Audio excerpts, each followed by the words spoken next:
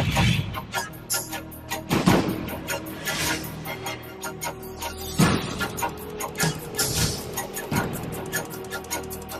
परचम के साथ हम एक हैं, हम एक हैं। इस परचम के साथ हम एक हैं, हम एक हैं। सांझी अपनी खुशियाँ हो, सांझी अपनी खुशियाँ और हम एक हैं, हम एक हैं। इस परचम के साथ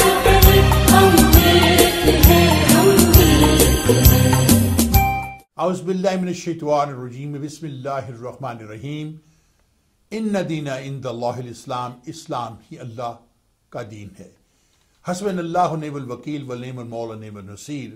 व तुइज़्ज़ु मन तशा व तुज़िल्लु मन तशा बियदिकल खैर इन्नका अला कुल्लि शैइन क़दीर। अल्लाह सुब्हान तआला ही जिसे चाहे इज्जत देते हैं और अल्लाह सुब्हान तआला ही जिसे चाहे ज़िल्लत देते हैं और वही हर चीज़ पर कादिर है। आशिकान पाकिस्तान और टेलीविज़न की दुनिया के दोस्तों, ये वाह टीवी ह्यूस्टन टेक्सास से खादिम पाकिस्तान और गुलाम रसूल जान नासर अली शाइक अपने प्रोग्राम हालात हाजरा के साथ आपकी खिदमत में हाजिर है और सलाम अर्ज़ करता है। नाज़रीन, आज के प्रोग्राम शुरू करने से पहले मैं सबसे पहले तो आपका शुक्रगुजार हूँ कि आपने हमारे पिछले प्रोग्रामों को पसंद किया और कल का जो प्रोग्राम था उस प्रोग्राम पे जिस तरह से हमने गुफ्तगू की उस पर हमें बहुत सी कॉल्स आई। तो आज के प्रोग्राम का आगाज़ मैं करता हूं जनरल याहिया खान से और पाकिस्तान की अलहदगी से। फिर हम उसमें MKM की बात करेंगे, हम अचकज़ई की बात करेंगे कि उसने किस तरह से पार्लियामेंट के अंदर खड़े होकर पाकिस्तान मुर्दाबाद का नारा लगाया और इस वक्त जो MKM की सियासत चल रही है क्यों और किस तरह से कश्मीर से रुख हटाकर दूर करके MKM के इस दुश्मन पाकिस्तान को बीच में लाकर किस तरह से इसको यानी पर्दा समय से हटा दिया गया है। इस पर आज डिस्कशन होगी।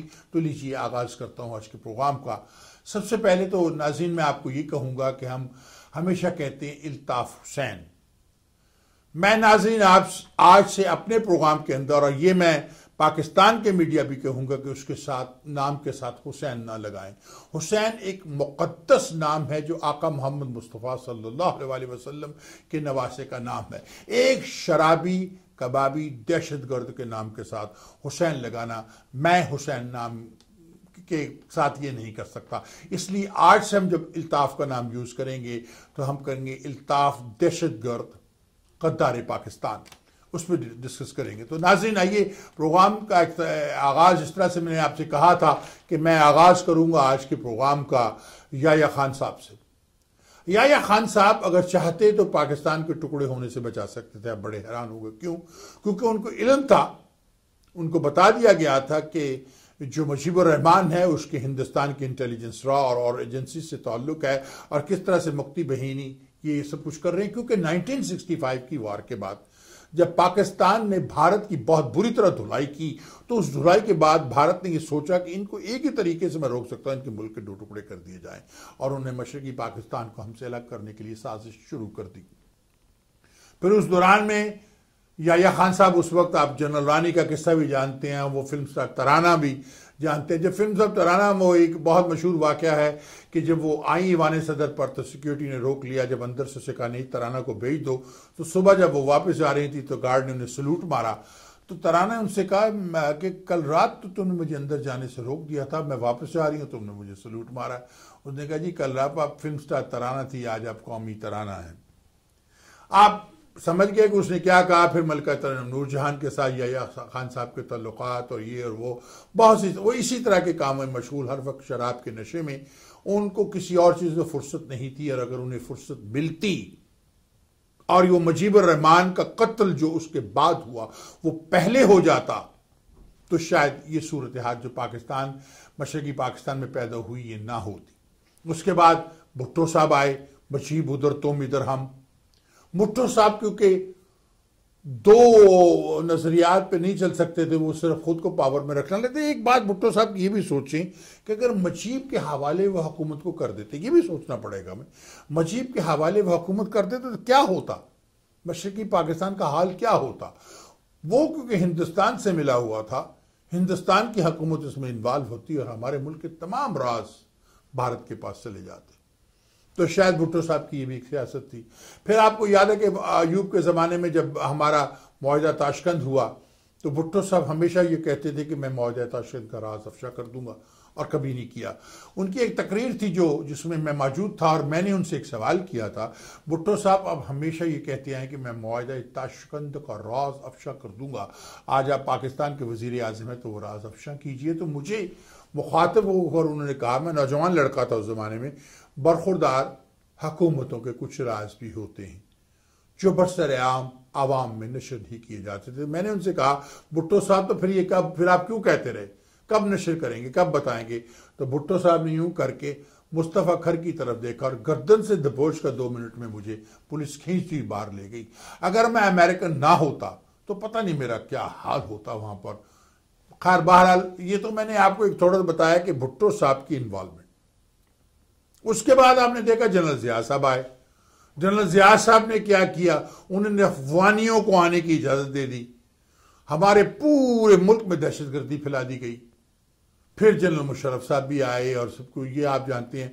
जनरल ज़िया साहब ने मियाँ नवाज शरीफ को ऊपर हाथ पकड़ कर ले आए और मियाँ नवाज शरीफ जो कि एक कमज़ोर हुक्मरान के तौर पर पहचाने जाते हैं, जो कारोबारी थे लेकिन अपने कारोबार को में उन्हें कोई नुकसान नहीं होता लेकिन मुल्क के कारोबार को नुकसान होता है।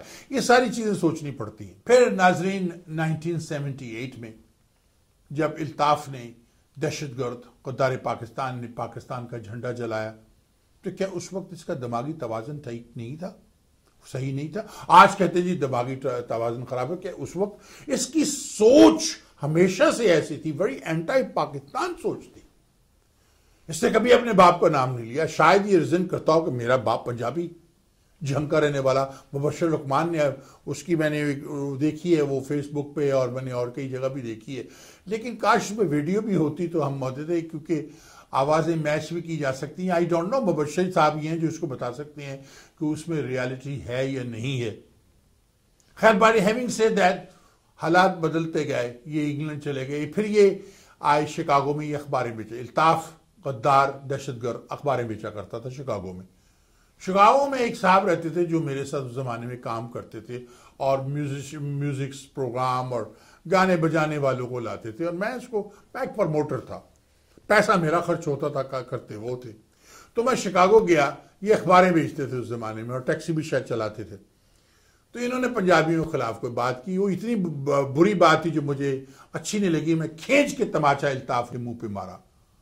मेरा ख्याल इल्ताफ़ आज भी उस तमाचे की गूंज बड़ी अच्छी तरह से याद होगी उसकी। यूं करके वो जाके गिरा इल्ताफ़ से, क्योंकि आप जानते हैं मैं माशाल्लाह अच्छा भला हेल्थी कश्मीरी पाकिस्तानी नौजवान खींच कर तमाचा जब मैंने इसके मुंह पे मारा था, इल्ताफ़ उर्फ बगला भगत दहशतगर्द गद्दार पाकिस्तान के मुंह पर, तो ये दूर जाके गिरा। तो चलो ये दास्तान तो हुई। उसके बाद ये पाकिस्तान चले गए, इन्होंने अपनी एक पार्टी बना ली MQM, और किस तरह से MQM पे नारा लगा महाजर का, और इस तरह से ने पूरी महाजर कौम को अपने पीछे लगा लिया। अब देखिए महाजर कौम आई कहां से। ये एक एरिया है, अजीजाबाद है, लांडी है, वो क्लियर एरिया क्या उसको कहते हैं, वो उस एक गरीब गुरबा एरिया। तो नाज़रीन अगर गौर से देखा जाए तो गरीब गुरबा एरिया में जहां पर पसमानदा लोग जो उनके पास मुलाजमतें नहीं थी, कुछ नहीं था, उनको बेवकूफ़ बनाकर कि आप महाजर हो, आपको जॉब नहीं मिलती, आपको ये नहीं होता, इसने अपने पीछे लगा दी। और इस तरह से कुछ लोगों से बत्ताखोरी शुरू की और उन लोगों को जॉब्स दी। उन्होंने कत्ल गारत शुरू कर दी। उन्होंने लोगों के दिमागों में ड्रिलों के साथ सुराख कर दिए, माँ बहनों की इज्जतें लूट ली, बहुत कुछ किया। एक ऐसा वक्त भी था कि जब इल्ताफ़ गद्दार पाकिस्तान दहशतगर्द एक अल्फाज कहता था, कराची बंद कर दो, तो पूरा कराची बंद हो जाता था, पूरा कराची बंद हो जाता, और इसके कहने पे कई कई लाशें गिर जाती थी। लेकिन आज वही इल्ताफ़ गद्दार पाकिस्तान दहशतगर्द, वो आज कहाँ, कोई इसकी सुनता नहीं। ये एक टोपी ड्रामा हो रहा है, बिल्कुल टोपी ड्रामा। अब जरा इस टोपी ड्रामे को घुमा के देखते हैं, घुमा फिरा के देखते हैं। और उसके बाद एक और गद्दार अचकज़ई, वो अचकज़ई गद्दार पाकिस्तान, वो खड़ा होता है पार्लियामेंट के अंदर, और पार्लियामेंट के अंदर खड़े होकर वो पाकिस्तान मुर्दाबाद का नारा लगाता है और कहता है मेरे पख्तून भाई अगर किसी ने भी पाकिस्तान जिंदाबाद कहा तो मैं उनको गद्दार कहूंगा। क्योंकि पार्लियामेंट के अंदर कोई जबान ऐसी होती है जो आप यूज कर सकते हैं, उसे प्रोसिक्यूट नहीं किया जा सकता। तो ये भी, इसकी सोच भी एक गद्दार सोच है। देखिए उसने अफगानियों के बारे में क्या कहा, यहीं से सोच लो पाकिस्तान के आवाम, हुकूमत पाकिस्तान, हमारी कमजोर मियां नवाज शरीफ की हुकूमत यहीं से सोच ले कि इसने कहा कि अफगानियों को जब कहा गया वापस जाओ, तो ने कहा क्यों जाए, वो तो अफगानिस्तान में है। तो ये सोच रहा है कि पेशावर अफगानिस्तान का हिस्सा है, पाकिस्तान का नहीं। ये इसकी सोच है। आप इस सोच को देखें, और ये सब लोग रॉ के साथ, अचकजई भी रॉ का एजेंट है, रॉ के साथ मिला हुआ है। जो शख्स पार्लियामेंट के अंदर या पार्लियामेंट के बाहर पाकिस्तान मुर्दाबाद का नारा लगा देता है, बाकी क्या रह जाता है। फिर वो अफगान जो हैं उनकी इन्वॉल्वमेंट कराची के अंदर मुख्तलिफ जगहों पे, और बलोचिस्तान में जो उनकी, बलोचिस्तान में वो जिसको उनको मारा था मुबशर साहब ने, या फट गई थी जो भी हुआ था, उसके बेटे ने इटली में जाकर, बाहर जाकर जो उद्यम मचाया हुआ है, ये सारे गद्दारे पाकिस्तान है। इन सबको रॉ की सपोर्ट हासिल है। रॉ हमारे मुल्क में बहुत कुछ करवाती है, मसाज भी मिली हुई है, CIA भी उसके अंदर मिली हो सकता है, मिली हुई हो। तो नाज़रीन यहां पर एक सवाल पैदा होता है कि दुनिया के खतरनाक तरीन मुजरिम, इल्ताफ, दहशतगर्द, गद्दारे पाकिस्तान के को पैसा मिल सकता है और इसको रॉ पैसे देती, तो हमारे पास भी ISI है, हमारे पास भी MI है और ऑर्गेनाइजेशन है। तो भारत के अवाम गुर्बत से मरे हुए हैं, उनके पास खाने को रोटी नहीं है, भारत के पास टॉयलेट्स नहीं है अपने अवाम के लिए, लेकिन उसकी नफरत की इंतहा यह है कि पाकिस्तान को तोड़ने की वो पूरी कोशिश कर रहा है। तो हम उनके गरीब अवाम को पैसे देके क्यों नहीं कुछ करते? हम भी उनके मुल्क में 1000 बम फटवा सकते हैं, खुदकुश हमले करवा सकते हैं, हम क्यों नहीं करते? इसलिए नहीं करते कि पाकिस्तान दहशतगर्द नहीं, पाकिस्तान अमन पसंद कौम, मुसलमानों की, आका मोहम्मद मुस्तफ़ा की उम्मत, हम अमन पसंद लोग हैं। दहशतगर्द तो हिंदू हैं, उनका काम है पीछे से धोती बांधने वाले दहशतगर्द हैं, उनका काम ही यही है। अब ये इल्ताफ खतरनाक तरीन मुजरम दहशतगर्द गद्दारे पाकिस्तान, इसने एक नई चाल चली। पहले तो रोता था, हैप्पी आवर में शराब के नशे में रिजाइन कर देता था, फिर आके वापस ले लेता था।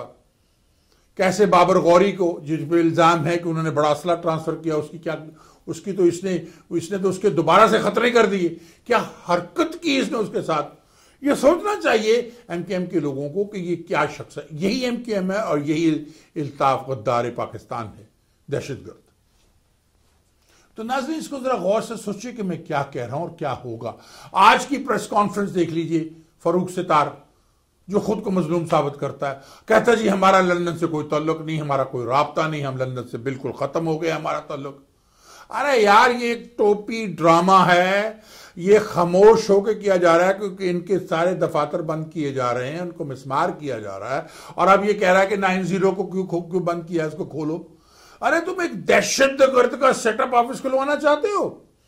ड्रामा देखे और फिर ये कहना कि खवातीन। नाज़रीन यहां पर मैं एक बात लाऊंगा, ये कुछ हमारी मुसलमान औरतें उर्दू स्पीकिंग, वो भी हमारी बहनें हैं, हम उन्हें नहीं कह सकते।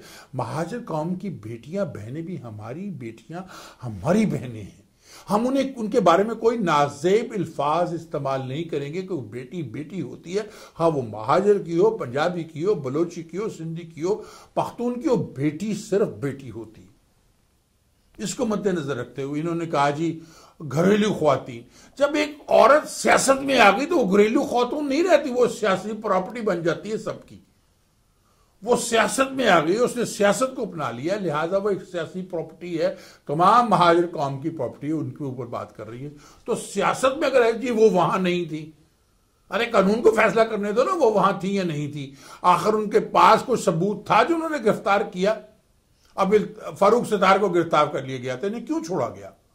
इन्हें चौधरी निसार के कहने पर जब वो वापस में बात हुई तो इन्हें छोड़ा गया। और यह सोचा जाता है कि शायद रेंजर के पास वो इख्तियारात नहीं थे फारूक सितार को गिरफ्तार करने के लिए, क्योंकि हालात ऐसे हो गए थे, इसलिए रेंजर ने इसको गिरफ्तार किया। अगर रेंजर ने गिरफ्तार किया था तो फारूक सितार की गिरफ्तारी को टर्न आउट करके पुलिस को पकड़ा दी जाती। क्यों इसको रिहा किया? ये एक टोपी ड्रामेबाज है, ये बैठे हुए ड्रामा कर रहे हैं। और मैं आपको बताऊं, हमारी नवाज शरीफ की जो हुकूमत है इस वक्त, हमारी नवाज शरीफ की हुकूमत इतनी कमजोर हुकूमत है कि वो खामोश बैठी है, और उनकी खामोशी और जवाब ना देना और सरकार ने इनको हमदर्दियां दिला रही है। अगर आपने इस पर स्टिफ एक्शन ना लिए तो अवाम की हमदर्दियां ले जाएंगे। नाज़रीन, कराची की जो 61% या 62% पॉपुलेशन जो है वो उर्दू स्पीकिंग है। अब सारे उर्दू स्पीकिंग खुद को महाजर नहीं कहते। एक सर्टन एरिया है जो इनका गढ़ है, जहां पर इनके लोग रहते हैं और वहीं से इनको वोट मिलते हैं, वहां से कोई और नहीं जीतता। इल्ताफ गद्दारे पाकिस्तान दहशतगर्द की टोटल वोटिंग पावर 1 से 1.5 लाख या 2 लाख के करीब, इससे ज्यादा नहीं है। पूरे करीब 2 करोड़ की आबादी में 1.5-2 लाख क्या परसेंटेज हुई। और ये इतनी हैवी, आप देखें ना, छोटा सा मुल्क है इसराइल, इतना सा, इतने बड़ा अरब है। वो छोटा सा मुल्क इसराइल जब उसे ताकत दी गई अमेरिका से मुख्तलिफ माले, तो उन्हें तमाम अरबों पे हावी हो गया वो। इसी तरह क्योंकि इससे रॉ की हेल्प हासिल है, रॉ का पैसा है, हो सकता है CIA का पैसा भी इन्वॉल्व हो, मसाद का भी हो, क्योंकि वो पाकिस्तान को डिस्टेबलाइज करना चाहते हैं। ये पैसा है तो इसने उसकी मदद से सब कुछ किया है।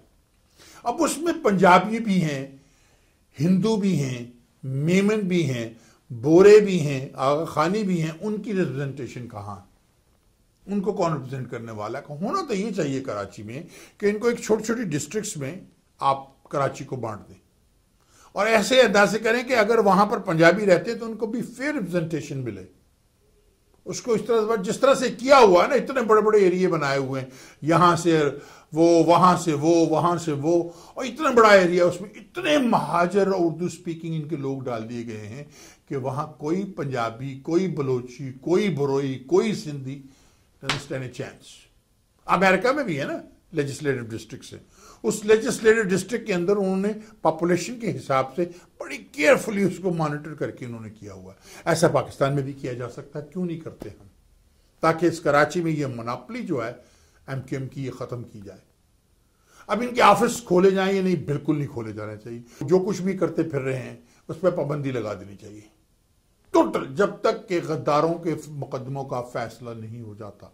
इनकी पार्टी को बैन कर देना चाहिए और खास तौर पर इल्ताफ दहशतगर्द दुश्मन पाकिस्तान, जो लंदन, जो पाकिस्तान का शहरी भी नहीं है, लंदन में बैठकर वो पार्टी चलाता है और वहां हुक्म देता है, पाकिस्तानियों की जिंदगी को रन करने की कोशिश करता है। उसको तो हमें गैर कानूनी करार देकर टोटली बैन कर देना चाहिए।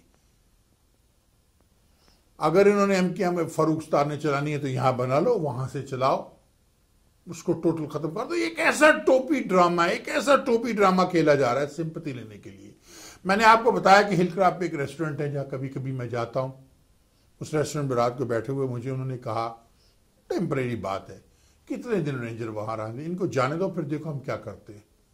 वो तो स्ट्रेट फॉरवर्ड कह रहे, हम फिर से आग का दरिया गर्म कर देंगे, फिर से लाशें गिराएंगे, रेंजर के जाने की देर।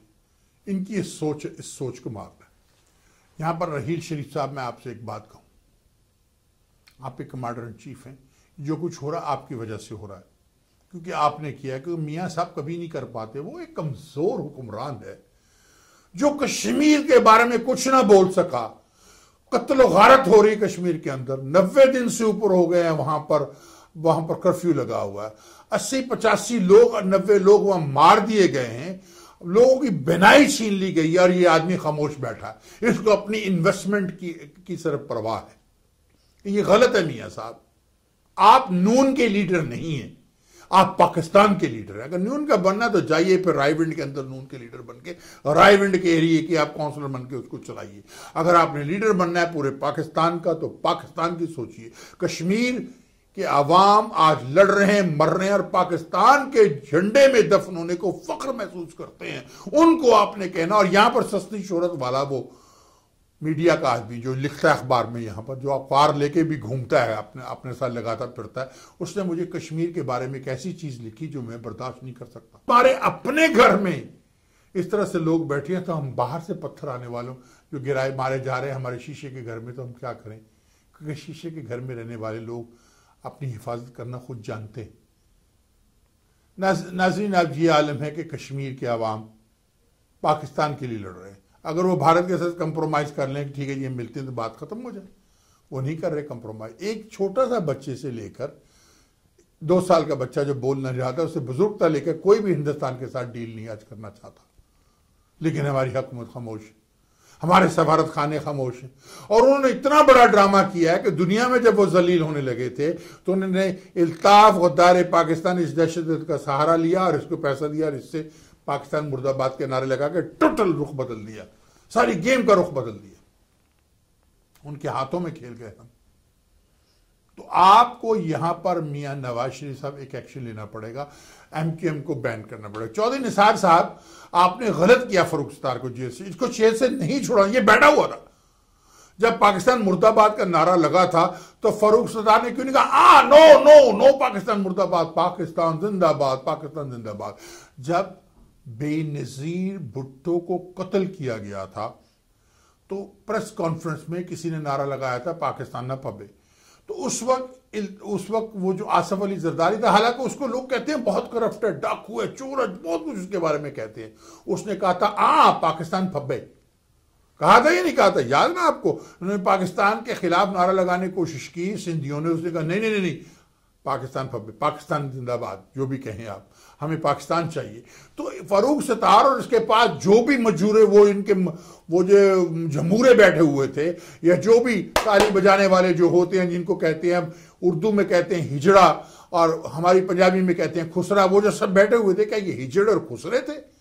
क्या ये पाकिस्तान जिंदाबाद का नारा नहीं लगा सकते? मैं भी चाहता हूं इतने सख्त अल्फाज इस्तेमाल करने में, लेकिन इल्ताफ गद्दार पाकिस्तान दहशतगर्द जब वो बकवास कर रहा था पाकिस्तान के खिलाफ, नासूर है और ये है और ये अमन गाह है दहशतगर्दों की, भारत के अपने आका को खुश कर रहा था, तो उस वक्त ये जो सो कॉल्ड जो कहते हैं फिर हम पाकिस्तानी और आज पाकिस्तान जिंदाबाद के नारे लगाते हैं, उस वक्त नहीं कह सकता था खड़े होकर नो, उस वक्त ये खामोश रहा, इसका मतलब ये उसके साथ था।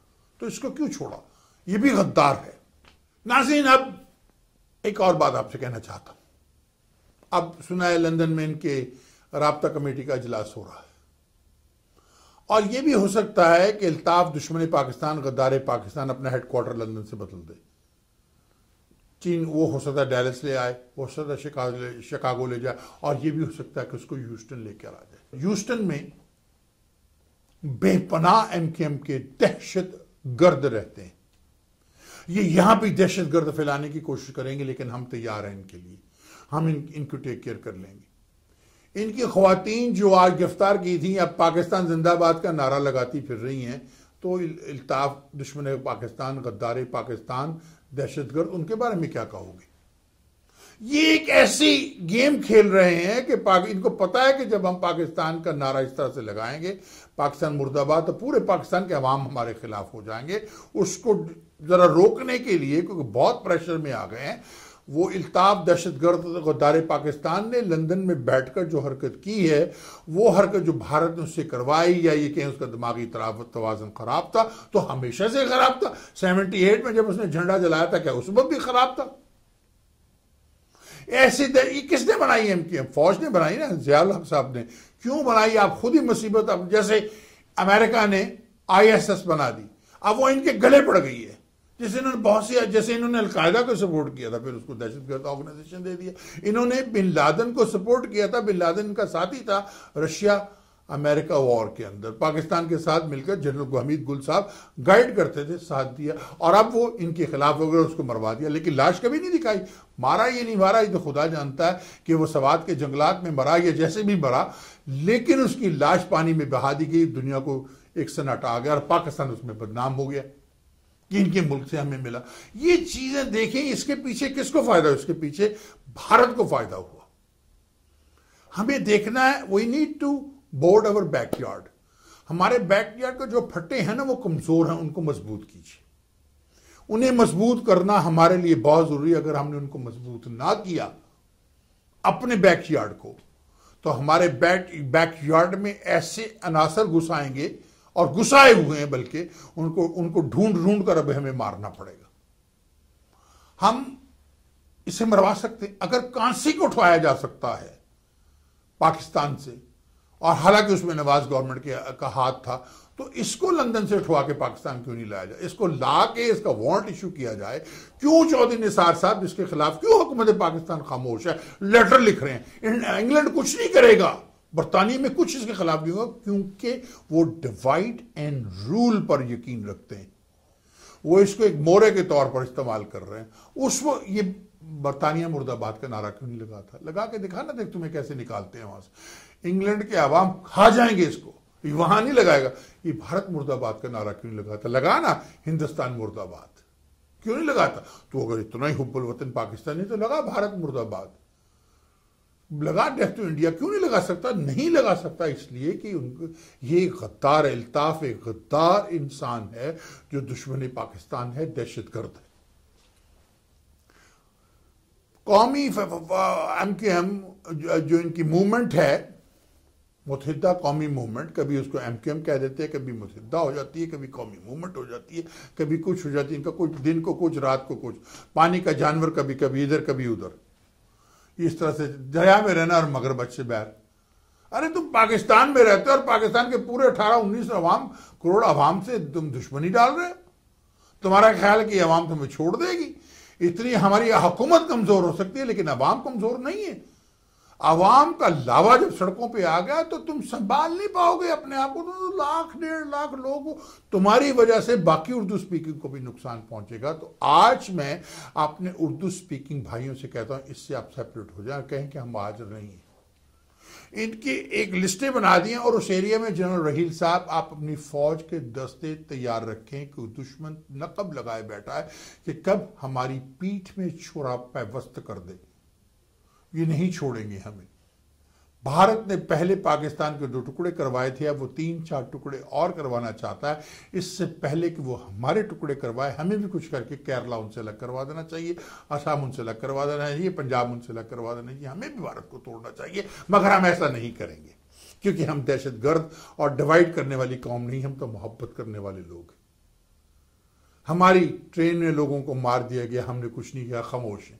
कश्मीर में लोगों को मारा जा रहा है, कश्मीर के लोग पाकिस्तान के झंडे में दफन हो रहे हैं, मासूम बच्चियों की इज्जतों को लूटा जा रहा है, हम खामोश हैं। हमारे प्राइम मिनिस्टर सब खामोश हैं, एक खत लिख देते हैं। खतूत से क्या होगा? यूनाइटेड नेशन में ओपनली खड़े होकर कहे हक खुद इरादियत फॉर कश्मीरीज। आपने नहीं किया, आपकी वजह से आज कश्मीरी मर रहे हैं, आप जिम्मेदार हो उसके। और मियां नवाज शरीफ, तो मैं कब तक मैं समझाऊं मेरे भाई, आज पाकिस्तान के पार्लियामेंट में जो लोग हैं, जो मैं बोल रहा हूं उसको सोचना शुरू कर दिया, इस पर डिस्कशन शुरू कर दिए कि अमेरिका में बैठा वो शख्स नासिर शेख जो कह रहा है वो सही कह रहा है। हमें हक खुद इरादियत आजाद कश्मीरी के लोगों को देना चाहिए। यूएनओ के अंदर जाकर हमें कहना चाहिए कि आओ हम यहां पर इलेक्शन कराते हैं और इन्हें पाकिस्तान में एनेक्स कर लें, पाकिस्तान का हिस्सा बना लें। ये मियां साहब आपको करना पड़ेगा कि भारत ये नहीं कराएगा। जब आप ये कर लेंगे और उसके बाद ये जो नासूर बैठे हुए इंग्लैंड में इल्ताफ दुश्मन पाकिस्तान, दहशतगर्द गद्दार पाकिस्तान की तरह के, इनकी पावर भी कमजोर हो जाएंगी, भी कमजोर हो जाएंगे। आज कश्मीर से इसके दफातर को बंद किया गया, इसने बेवकूफ बनाया था कश्मीरियों को। जरा सी कोई जल्जला आता, कुछ आता था, ट्रेन भेज देते हैं, इसकी तस्वीरें लगी, इल्ताफ भाई की तरफ से आया। अब ये अल्ताफ भाई नहीं इसको कहते, अल्ताफ साहब कहना शुरू कर दिया उन्होंने, भाई का लफ्ज हटा दिया। तो आप फरूक सत्तार से अवाम पाकिस्तान सवाल करे कि तुम उस मीटिंग में बैठे हुए थे जब पाकिस्तान को गालियां दी जा रही थी और तुम वहां सर हिला रहे थे, तुमने वहां खड़े होकर ऑब्जेक्ट क्यों नहीं किया? क्यों नहीं किया? इसलिए कि ये उसका साथी है। या तो तुम डरते हो कि तुम्हारी बोरी बंद लाश, तुम्हारी यार छोड़ यार, तुम्हें पता है कि इसने पहले तुम्हारी शादी में तुम्हारे साथ क्या किया था। अब मेरा मुंह ना खिलवाओ, मेरे बहुत से राज सीने में दफन है और कुछ बातें हम नेशनल टेलीविजन पे नहीं कर सकते। हालांकि मैं वेब चैनल हूं और यहां पर कुछ पाबंदियां हम पर नहीं है जो पैमला में पाबंदियां हैं, जो कि हमारे शाहिद मसूद साहब पे पाबंदी फॉर नो रीजन उसको क्यों लगाई गई। पूरे मीडिया को, हमारी एक फैमिली है, इसका साथ देना चाहिए और उनका प्रोग्राम खुलवाना चाहिए।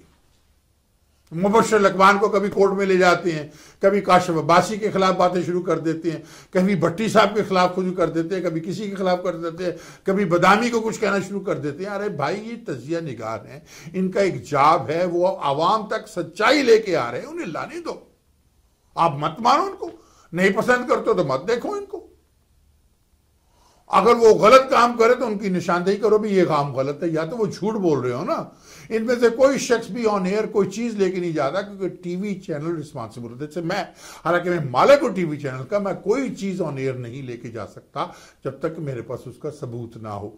मुझे अभी इरम फारूकी साहब की वीडियो ऑडियो जो सारा कुछ दी गई, जहां पर ये लोग बैठे हुए थे और ये कह रहे थे, और मुझे, मैं कुछ आवाजों को भी पहचानता हूं, मैं उसे ऑन एयर नहीं लेके गया। पहली बात कि उसका कोई फायदा ही नहीं, सारे लोगों ने इंटरनेट पे सुन ली, उसका कोई फायदा नहीं। दूसरी बात यह कि उसके अंदर कुछ लीगैलिटीज थी जिसको मेरे वकील ने कहा छोड़ यार, लाना डाल, इसको दिखाने का कोई फायदा नहीं। तो मैं किसका साथ दूं? यहां पर उन लोगों का साथ दूं जो अपने मफाद को देखते हैं, या उन लोगों का साथ दूं जो पाकिस्तान को देखते हैं? तो मैं तो उनका साथ दूंगा जो पाकिस्तान को देखते, अपने मफाद को नहीं। मुझे अपने मफाद की कोई परवाह नहीं, मुझे पाकिस्तान की परवाह है। मैं पाकिस्तान का बेटा हूं। मैंने ये नहीं कहता मैं कश्मीर का बेटा हूं, हालांकि मैं कश्मीरी हूं, पठान हूं, मां की तरफ से, बाप की तरफ से कश्मीरी हूं। मैं ये नहीं कहता कश्मीर का बेटा हूं। मैं लाहौर पाकिस्तान में पैदा जरूर हुआ हूं, लेकिन मैं पाकिस्तान का बेटा हूं। मैं पाकिस्तान के बारे में कोई बात नहीं सुन सकता, नहीं बर्दाश्त होती हमसे। तो फिर इल्ताफ गद्दार पाकिस्तान, इस दहशत की बातों को हम बर्दाश्त कैसे करें? ये तो फिर कुछ दिन के बाद ये इन्होंने थोड़ा सा वक्फा लिया, जैसे फिल्म खत्म होती है ना, इंटरवल होता है, ये इंटरवल हुआ, इसमें इन्होंने वक्फा लिया है। इस वक्फे में ये बहुत सी बातें करेंगे, बैठेंगे, दोबारा मिलेंगे। अगर आपने मियां नवाज शरीफ साहब को स्टिफ एक्शन ना लिए तो इस वक्फे में ये खुद को दोबारा रीऑर्गेनाइज कर लेंगे और फिर आप पर हमला होगा। आपको एक बात याद रहो, जंगे ओहद, आका मोहम्मद मुस्तफा से बढ़ के कोई नहीं ना। उन्होंने क्या कहा था कि वहां से नहीं हटना, ओहद के पहाड़ से वहां से नहीं हटना। जब हमने कुछ जंग जीती, लोग आगे वो हटे वहां से, उस पर आका पर वापस रीऑर्गेनाइज करके वापस आए। आका का दांत भी शहीद हुआ, लेकिन हमने फिर भी वो जंग जीती। लेकिन कितना नुकसान हुआ, वही सूरत हाल यहां पर जरा सोचे मियां नवाज शरीफ साहब। आप जिस कमजोरी का मुजाहरा कर रहे हैं, जैसे कमजोरी कर आप गो के 1 लाख का मंसूबा 10 लाख में करके अपने ही रिश्तेदारों को नवाज रहे हैं, अपने सपोर्टर को नवाज रहे हैं, इसको जरा सोचें। आप पाकिस्तान के अवाम की सोचें। अगर आज खड़े हो जाएं और इनको सजाएं देनी शुरू कर दें, एक एग्जीक्यूटिव ऑर्डर, एक पार्लियामेंट में जाएं, आपके पास अक्सरियत है पार्लियामेंट के अंदर, इनके खिलाफ एक्शन लें और इनको गद्दार पाकिस्तान करार दे के निकाल दें। जब तक अदालतें फैसला ना करें उस वक्त की बहाल रहें। अगर अदालत ने बहाल करती है तो फिर ठीक है।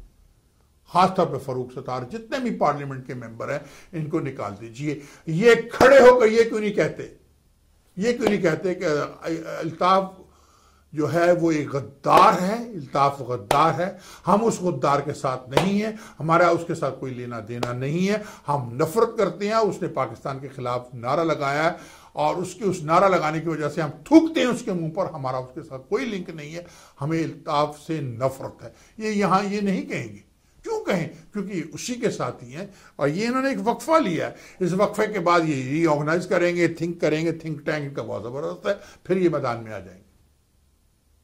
ये सोचने की बातें हैं, आपको सोचनी होगी मियां नवाज शरीफ साहब, आप क्यों इतने कमजोर हैं। आपने हमेशा नाअहली का मुजाहरा किया है।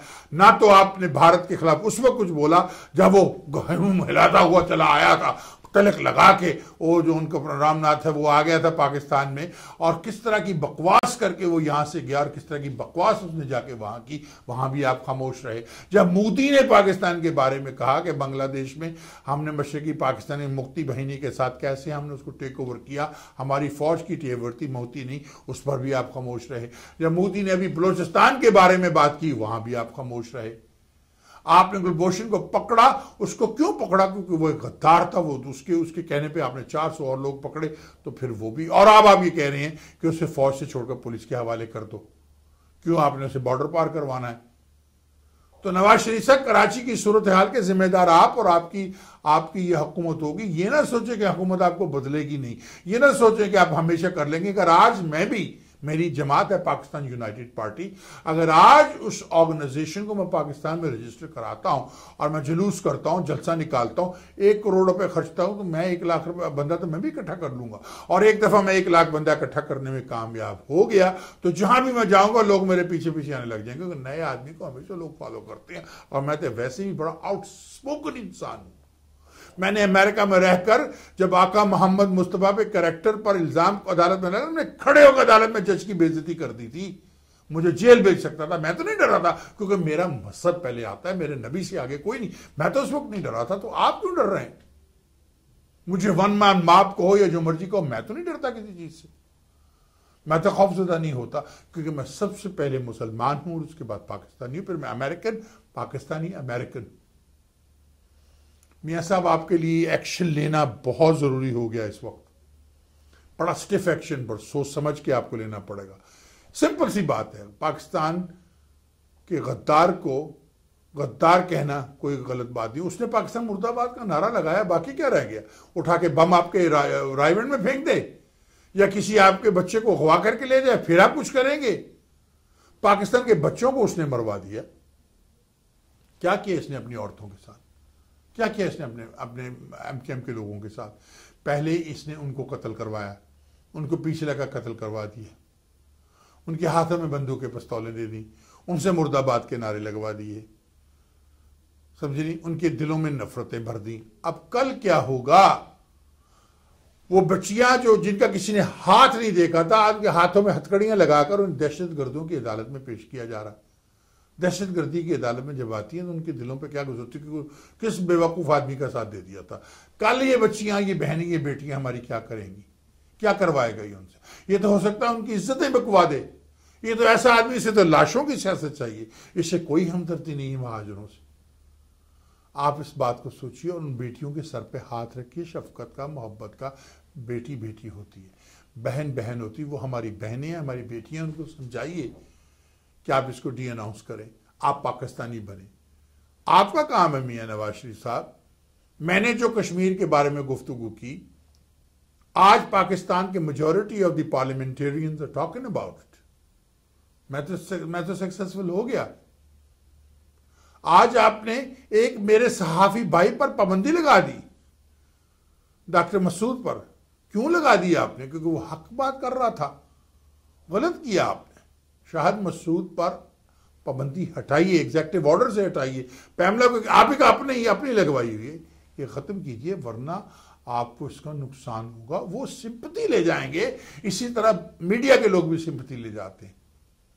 ARY आपकी दुश्मन नहीं है, उसको दुश्मन मत बनाइए। सलमान इकबाल आपको दुश्मन नहीं है, लुकमान आपको दुश्मन नहीं है, मुबश्शिर लुकमान है। आप सोचिए मैंने क्या कहा। मियां नवाज शरीफ साहब, हम जब स्कूल जाते थे तो मैं मास्टर पढ़ाता था। अमेरिका में भी जब स्कूल जाते थे तो खेलें भी खेलते थे, पढ़ते, उससे हम सीखते हैं। आपने सियासत के स्कूल को ज्वाइन किया, कुछ आपने सीखा नहीं, आपका ज़ियाउल हक साहब ने हाथ पकड़ा और आपको ऊपर ले आया। लेकिन बेनज़ीर भुट्टो ट्रेंड होकर सियासत में ऊपर आई थी, नीचे से ट्रेंड होकर। That was horrible thing to waste her. मैं उसके साथ डिसएग्री जरूर करता हूं उसकी बहुत सी बातों को, लेकिन अगर आप इसी तरह से करें और अपनी बच्ची को ट्रेन करें, मरियम बेटी को, और उसको लेके आए, it's nothing wrong with that. लाइए उसको, उसका हक है, जितना मेरा पाकिस्तान है इतना उसका भी। लेकिन इस सूरत हाल में कुछ कीजिए। और जो बलोचिस्तान के लीडर बाहर बैठे हैं जो गद्दारों वाली बातें करते हैं, उनको भी गद्दार डिक्लेयर करके उनके वारंट इशू कीजिए और उनको एक्सपर्टाइट करके। बॉन्डी हंटर्स तो आपको हर जगह मिल जाएंगे, मैं भी बॉन्डी हंटर हूं। हम लोग इनको गिरफ्तार कर सकते, मैं तो यहां कर सकता हूं, इटली में तो नहीं कर सकता, तो उनको लाइए। नाज़रीन, वक्त हो गया, मैं आखिर में एक बात कह लूं, हमें क्या करना चाहिए। अब मियां साहब को तो फौरी तौर पर इनको, इन तमाम ऑर्गेनाइजेशंस को, MQM को, इनके तमाम लीडरों को बैन कर देना चाहिए कि अदालत में केस ले जाए और कहें जब तक कि गद्दारी के मुकदमों का फैसला नहीं होता उस तक हम किसी एक्टिविटीज़ में हिस्सा नहीं ले सकते। जो वसीम अगर इनका मेयर बनाया गया है, उस मेयर को भी ख़त्म कर दी। वो इलेक्शन होना ही चाहिए था, क्यों हुआ? अब ये कहते हैं हमारे पास मैंडेट है, हमारी मैंडेट को माना। भाई नई नई बात है, अभी लोगों को समझ नहीं आ रही, अभी लोग कन्फ्यूज्ड हैं। थोड़ी देर ठहर जाओ, फिर देखना कि यही लोग तुम्हें जूते मारेंगे। ये सारे गद्दार नहीं, इनमें से चंद एक बिके हुए लोग जिनको मुलाजमतें दिलवाकर इल्ताफ बगला बगत, जिसको हम कहते हैं, जिसको दहशतगर्द भी कहते हैं, जो गद्दार पाकिस्तान है, उसने इनसे काम करवाता है। कब तक करवाएगा?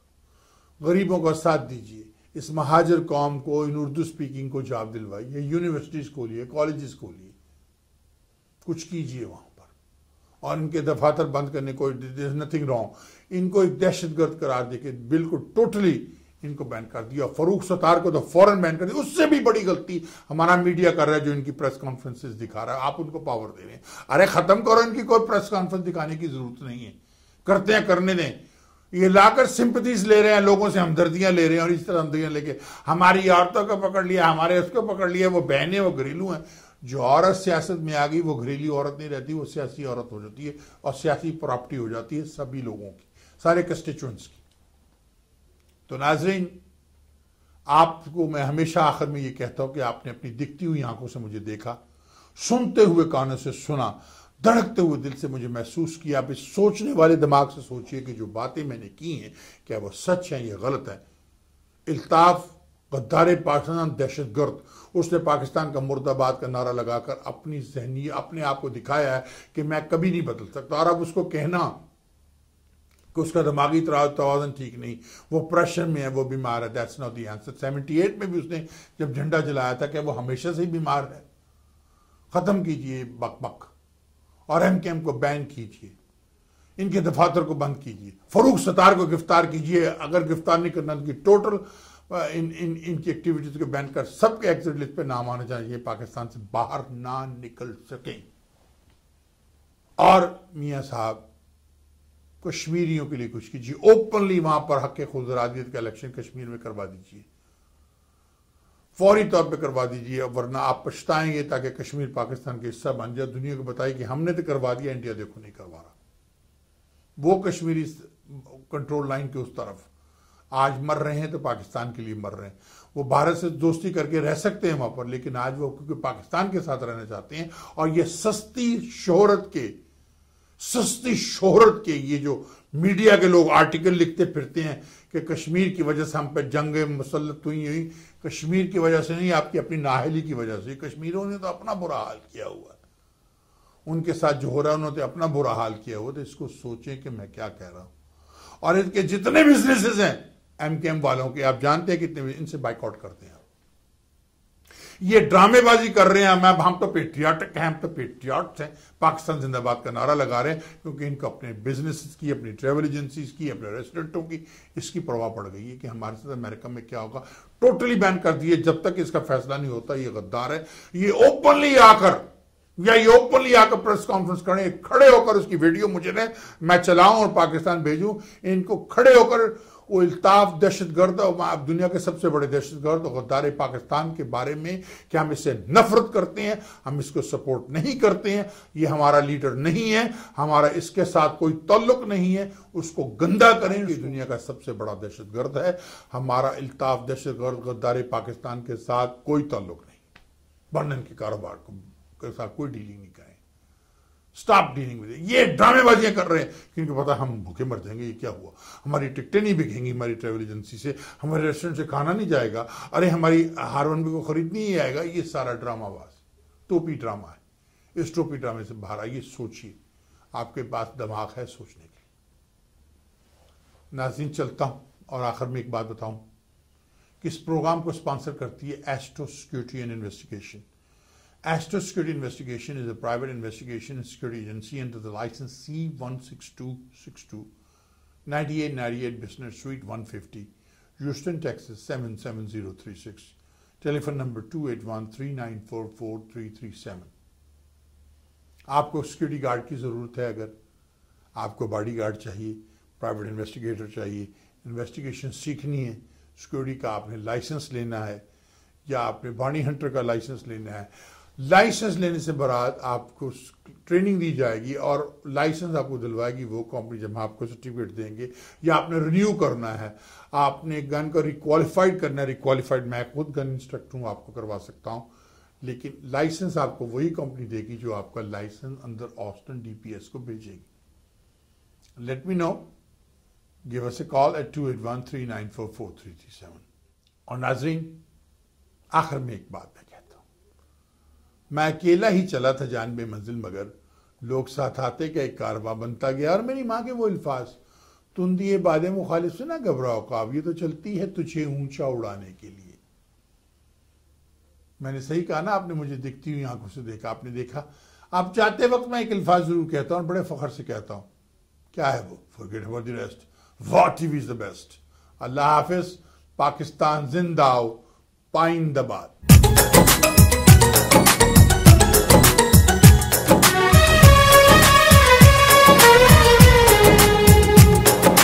इन लोगों को समझ नहीं पाओगे दिलबर जानी, गाय जिनकी अम्मा है और भैंस है जिनकी नानी। इन लोगों को समझ नहीं पाओगे दिलबर जानी, गाय जिनकी अम्मा है और भैंस है जिनकी नानी। गाय के पिछवाड़े से भरते पीने का पानी, फटे पटाखा तो कहते हैं था कोई पाकिस्तानी। देखो ये है हिंदुस्तानी, देखो ये है हिंदुस्तानी, देखो ये है हिंदुस्तानी, देखो ये है हिंदुस्तानी।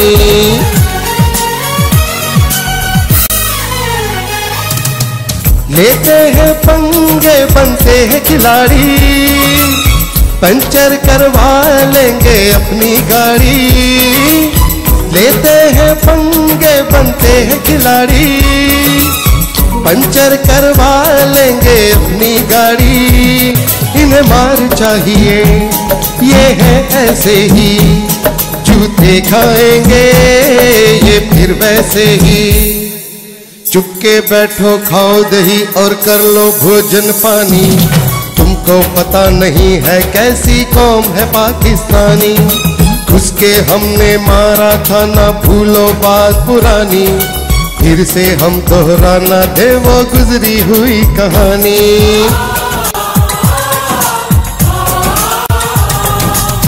आंखों में सुपर पावर के सपने हैं, भूखे नंगे जिनके शहरी अपने हैं। आंखों में सुपर पावर के सपने हैं, भूखे नंगे जिनके शहरी अपने हैं। चाय वाला कुछ बदला तो नहीं है, मोदी पागल ये समझा तो नहीं है।